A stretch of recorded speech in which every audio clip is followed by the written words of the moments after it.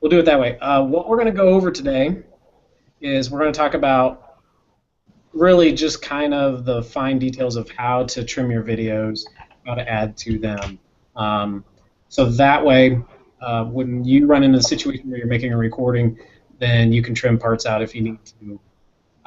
It's not the best tool in the world, but it works very well on the Chromebook, and there aren't too many on the internet that work well on a Chromebook. So we're going to talk about how to edit those.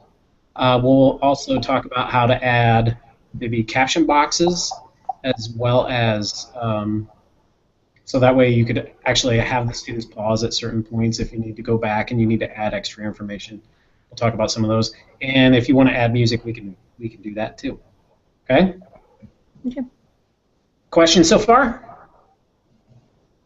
Okay, so what I'm going to have you do right now, for the most part, if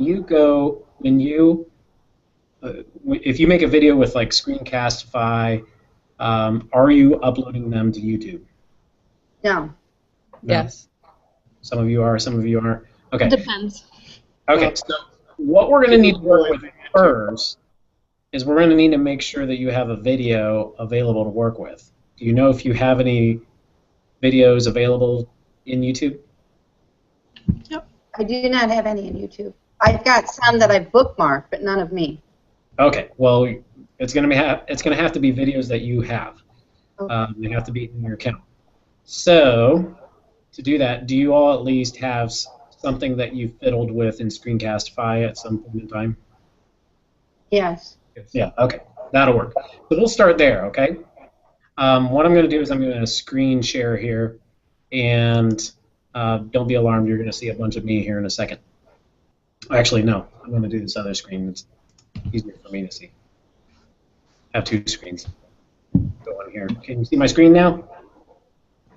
Yes. Yes. All right, good deal.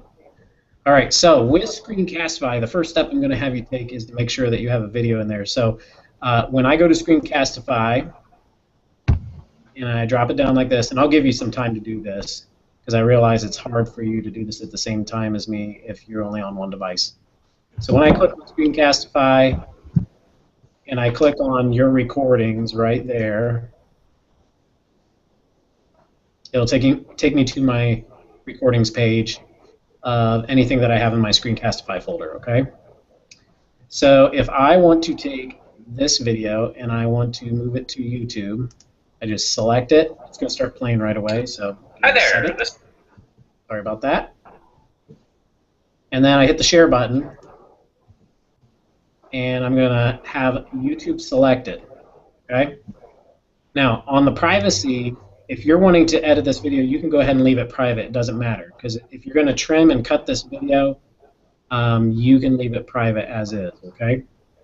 If you think you're going to share it out eventually, you could set it as unlisted. I'll go ahead and just set this one as unlisted, okay?